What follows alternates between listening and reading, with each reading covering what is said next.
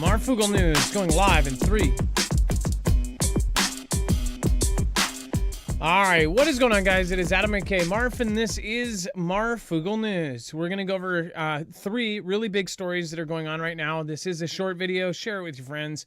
Again, we will be talking about in-depth everything in the last 24 hours right after this. So again, you can stay tuned after this. So first of all, Vladimir Putin, as they're talking about this impending ceasefire, they essentially made some comments. The brutal tyrant has unleashed a wave of fresh strikes on civilian targets and has retaken a border village in Kursk. Again, he said that he could finish off Ukraine despite this impending ceasefire. As far as the events that have been going on, Putin made the threat while visiting the nuclear submarine base in Russia's frozen north, just a week after the Sir Keir Starmer had a similar visit. He launched a new nuclear submarine called the Perm, which, again, odd name there, the first of its kind to be equipped with hypersonic Zircon missiles as a standard feature. Really think about what a perm does, though. Like, yeah, I know it's probably a translation thing, but a perm literally just burns the crap out of your hair, and it singes it, or at least that's my thought of my mom's perms back in the 80s and 90s.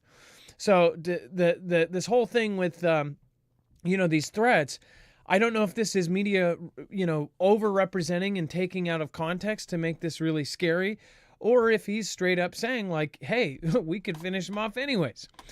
Again, Vlad brushed aside peace moves, declaring, not long ago, I said we would grind Ukraine down. Now it looks like we'll finish them off. Now, we know that they don't have very many men. In fact, 6-7 months ago, they said that the average age of their soldier, it used to be like 21 through 25 or something. It went up to 25 to 30, then 35. I mean, you're dealing with midlife crises on the battlefield in Ukraine. That's if we do not add in soldiers from NATO and other countries, which is exactly the step that they're on right now. They're talking about putting in 30,000+ peacekeepers in Ukraine. What the hell does that mean? They're going to keep the peace? I don't get it. The impending ceasefire, again, doesn't mean much. They essentially said that they could finish them off. So, yeah, it's not looking good. We're going to talk about Russia threatens Britain and France with bloodbath warning as Ukraine support talk kicks off. But I do want to remind you, with all of this craziness going on, you should prepare yourself. And this is a little bit different because this is an affiliate, but there's actually a giveaway which you don't have to pay anything for. Again, we're hoping that we worked with EMP Shield to try to get you guys some free ones. So 5 winners will actually get a free EMP Shield. If you don't know what the EMP Shield is, this can be equipped to your car in less than 10 minutes, and it will protect you against not only EMP strikes, but of course, Carrington-level event from the sun and any kind of electrical disturbance. It will ground the signal in less than 500 trillionths of a second before it's able to fry your device. Now, the giveaway, again, is an awesome thing because they are giving only our audience. This is not a pooled thing with 50 other channels. This is just the Marfoogle fam, and they are giving away 5 of the EMP shields, and 1 lucky winner will actually get a $1,000 credit at the Grid Down store. The Grid Down, of course, you can get the Bug Out, one of the best solar generators on the market, and it's EMP protected. And again, you can also get solar panels, all sorts of other stuff. So again, go do that giveaway at marfooglenews.com/giveaway, and make sure to go check out 2. They are doing the biggest sale they've ever done, especially if you pool with your friends or family, if you want to protect your kids or multiple people. If you do 1, 20, 2, 60, 3, 120, or 4 EMP shields, you'll get $200 off, plus our $50 on each additional unit. Plus, again, that stacks on top of our discount of $50. It always stacks on top of the sales. So that is the lowest price, lower than any Black Friday in history. So again, that's a great, great deal. Make sure to go check it out, marfooglenews.com/giveaway. If you want to just go buy one and get it done, marfooglenews.com/EMP. All right. And then Russia threatens Britain and France with bloodbath warning as Ukraine support talk kicks off. So they are literally talking about this. Let's bring in my co-host/internet brother, Dex James. What is going on, and how are you doing today? Well, hello, Adam, and hello, Foogle fam. I'm doing just fine. So, like, I mean, we're talking about impending ceasefires, this and that, and they're talking about, of course, Ukraine support. So what's the deal? Look, Look, they're going after it on a couple different angles. So look, the big thing is they don't want these troops in there. They do not want UK, France, or anyone or anybody in the EU putting troops, especially NATO, in Ukraine. They said that's an absolute red line that will start, basically nukes or whatever. And as the discussions that were going on Thursday, it was a big meeting called the Coalition of the Willing that got together for talks in Paris on what are they going to do to support Ukraine and giving them security guarantees. Obviously, they've been talking over and over again about putting in peacekeepers and people to monitor the situation, as they call it. But that what that really means is they're going to engage as soon as anything goes hot. So Russia has come out again and said, look, that is a big no-no. The minister came out warning of a bloody violence if Europe tries and accuses the United Kingdom of trying to persuade Europe into what they quote unquote call an Anglo-Saxon plot against the fight that Russia in their own interests. So there has been this ongoing feud, and we've talked about it quite a bit, between Russia and the UK, and they are trying to use that feud to sort of stoke Europe and say, look, UK is pushing you into this war. Don't let them do it, because that's what they want. And it goes hand in hand with the UK wanting to take out Russia. And that's Russia's message. So we understand why they're doing this. They need to provoke Europe into a bloodbath with Russia. They themselves, London, let me remind you, left the European Union at one time. And now the golden dream, after they have disrupted the economy of the European Union, is to push together the European continent as a whole. And they will join the Anglo-Saxon coalition. That's coming directly from Zarkova. So that whole notion about this sort of conspiracy, if you want to call it that, that UK is out to get Russia and they're using Europe to do it. Now, that's the angle Russia's spinning right now. Now, as far as one of the Breitbart London says, Russia says uncontrollable escalation if NATO troops deploy to Ukraine as peacekeepers, right? So if they get a ceasefire going, and if you are under the belief that NATO really does want this war, not all of NATO, we're talking about the people that are in key positions that are also connected to, you can seriously go down the list. It's insane how many are connected to the military-industrial complex, have personal investments in this war. Like, they will actually physically benefit, and there's no laws against half of this stuff. Like, I don't understand this. Just like with the medical establishment here in the U.S., it's like, oh, this big thing is going to be, sort of mandated. Oh, it's crazy that these people are going to end up getting huge funds. Last 15 minutes of the freaking last presidency. Oh, let's just do a blanket pardon from here to here. So once it does get declared as, totally illegal or something, they're all clear.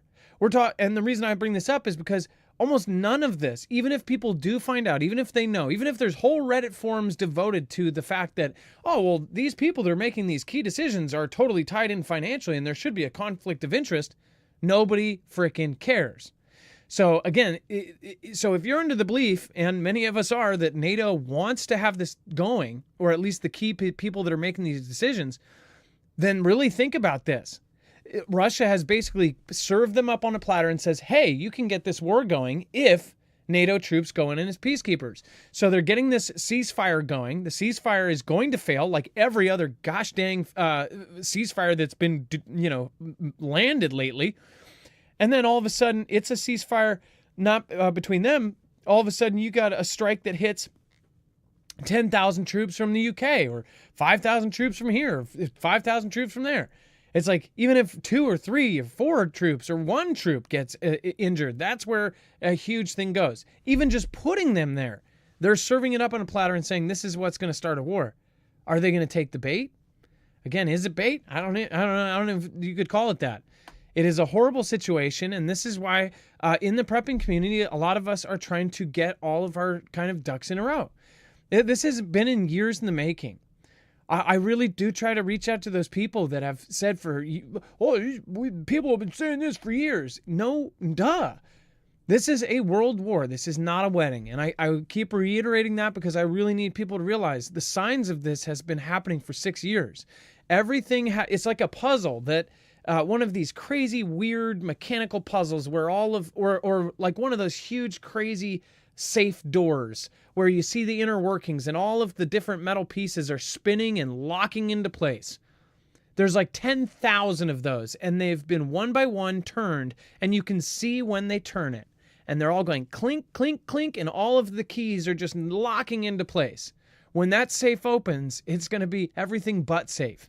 And I'm telling you this because I really do believe that there's a lot of skeptics out there that are going to be caught off guard. And I know that even if you're a skeptic, in the back of your head, you are most likely saying, well, maybe I should get a little bit of this and get a little bit of that. Even the people that are trying to convince you that nothing is going to happen. What's crazy is I've had people that have been prepping silently that are trying to convince other people that nothing's going to happen. So really think about that. Go check if these people that are telling you, oh, nothing's going to happen, watch. I guarantee you, they see a couple of the headlines that the news tries to scare you with, and boom, they're out buying stuff. You do not want to be up on a roller coaster. You don't want to be down complacent. You want to be in the middle, prepping solidly and responsibly, because we did have the blessing of discernment and being able to see this beforehand. You have time to prep. That's the great thing. But again, it could be tomorrow, it could be in a year.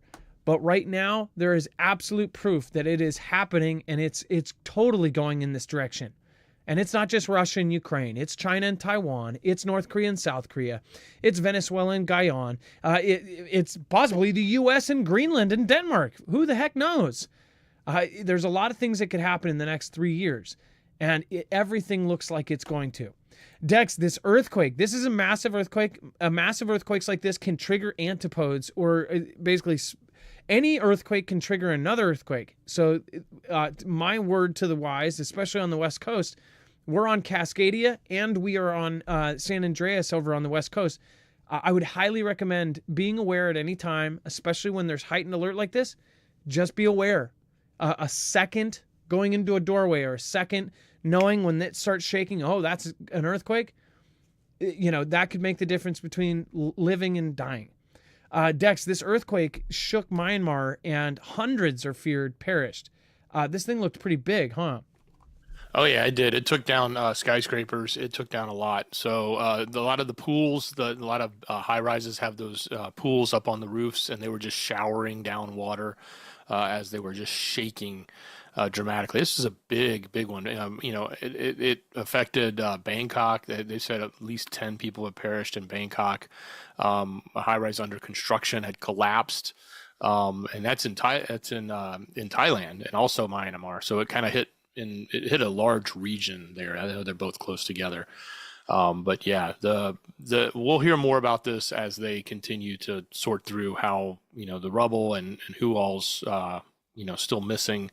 But it's going to be it's a pretty big one. There's a lot of destruction. It's pictures in there, just devastating. And we're gonna end up seeing many videos put out. I mean, it's going to be fascinating to see some of these videos. I mean, it's like a car crash. Nobody wants to see it happen, but no one can also look away from it, right? This is a horrible situation for anybody that is living there. I'm praying for the people of Myanmar and for Thailand. This place is, this is bad. I mean, it is bad. This is a 7.7. Each point, it goes up exponentially. So, I mean, and especially from 7 to 8, you're talking about the difference. You're talking about the difference of, say, at 7, it starts to be about a minute long. Think about that, a minute heating something up and just standing there waiting.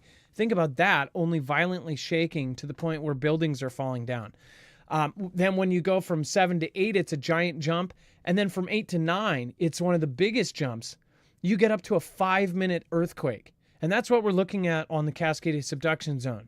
This is my chance to do my, probably bi-monthly at this point, warning to anybody on the West Coast.